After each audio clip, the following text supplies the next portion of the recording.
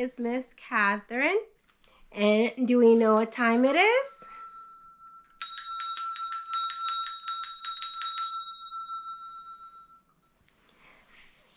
Story time! I have a bunch of books. So we're gonna see which version is our favorite. Which version is our favorite? So 2, 3, 4. We have 4 versions. So let's Jen Brett's The Nutcracker, because she's my favorite. So let's see.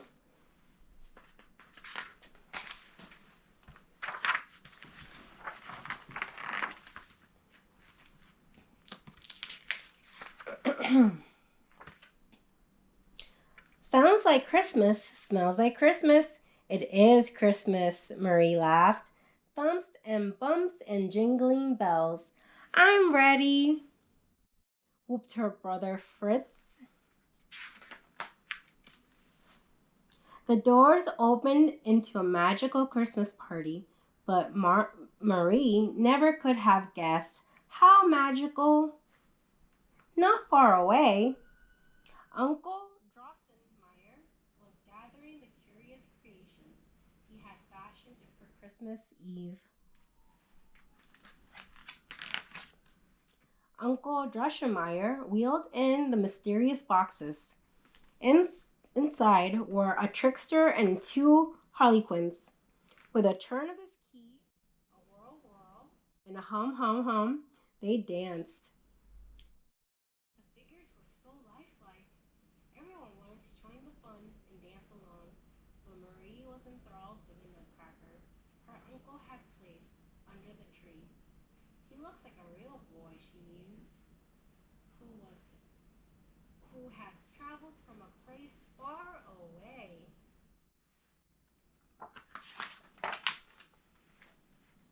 The partygoers danced the Grand March and the quadrille and applauded the beautiful music.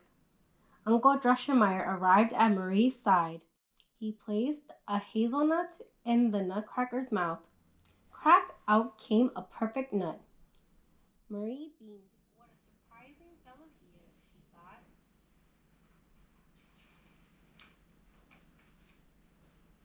It was late when Marie's mother pleaded with her to say goodnight to the other guests, but Marie would not leave the Nutcracker. Fritz wanted to see how he worked, had broken the Nutcracker, and Marie was helping him get better. When the house was silent, Marie lay awake in her bed. I better check on the Nutcracker, she thought. She tiptoed past Uncle's old carved clock with the watchful owl on top.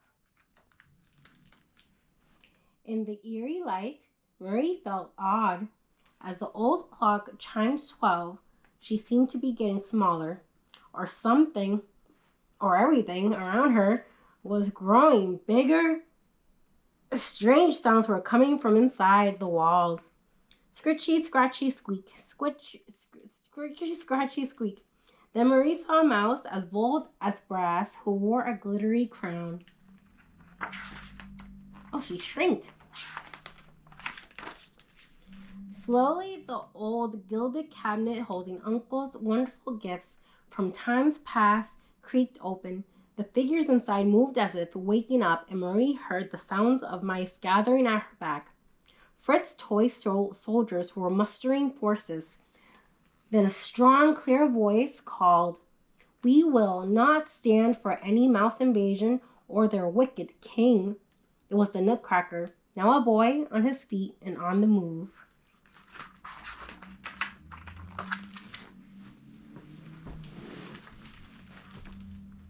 It was a ferocious battle. The Nutcracker jumped into the thick of it. Crack! The soldiers marched and the mice pounced.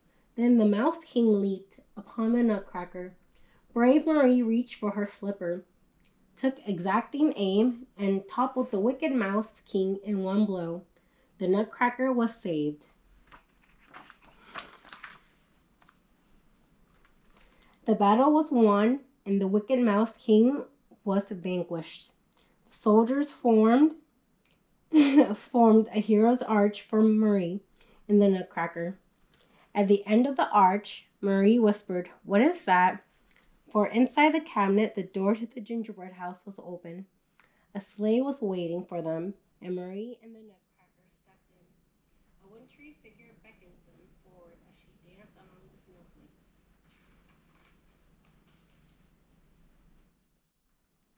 The sleigh glided through a dreamland of icicles until they heard lively music, molto vivace, playing. Dancing bears performed the Russian pak. All thoughts of the battle and the Mouse King disappeared as the music reached their ears, then their hearts, and down to their very toes. They leaped higher and higher until the one with a twinkle in his eyes lifted Marie skyward before gently placing her into the sleigh. Next, they were gliding through a birch copse.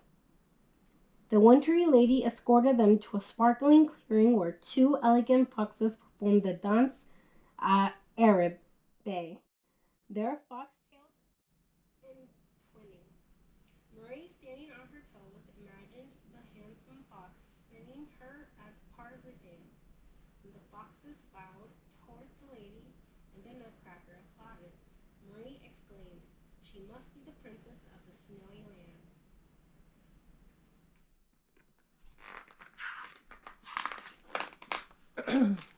Yes.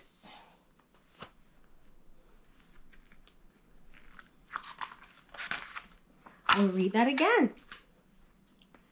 Okay, next they were gliding through a birch copse. The wintry lady escorted them to a sparkling clearing where two elegant foxes performed the dance Arabe, their foxtails entwining. Marie, standing on her toes, imagined the handsome fox spinning her as part of the dance. When the foxes bowed towards the lady and the Nutcracker applauded, Marie exclaimed, "She must be the princess of the snowy land."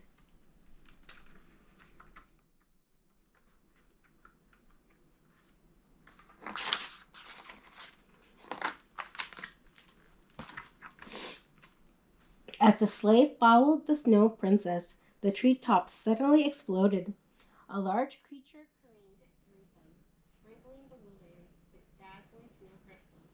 The dragon's breath was harping out in song. Ha, ha, ha, ha. With a great fanfare, two flying squirrels leaped off its back and invited Marie and the Nutcracker for a cup of tea from their samovar. As the sky grew the color of a sugar plum and the snow became many shades of blue, hundreds of tiny flames appeared, and lanterns illuminated the path. Antlered friends playing flutes led them towards a gingerbread house.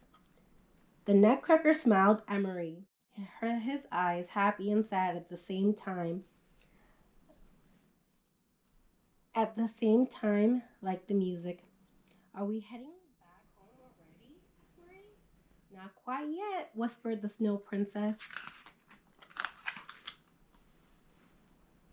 They peeked through the gingerbread windows at bouquets of spring flowers swooping and twirling to a waltz. But they also saw bustling prickles. "I thought hedgehogs slept through the winter." Marie laughed. "Hedgehogs? Remember the hedgehog story?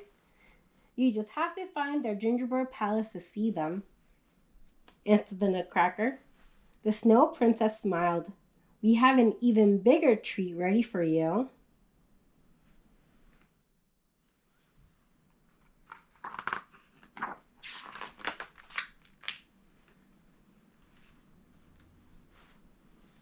The gingerbread doors opened.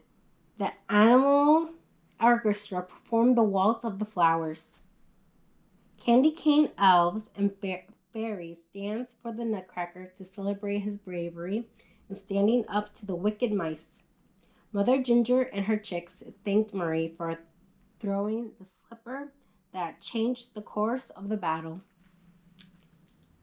The celestra twinkling notes and the whirling dancing made Marie's imagination take flight for what seemed like hours. As her eyelids and the Nutcrackers grew heavy, the doors to the old cabinet creaked open and beckoned them back to Marie's home.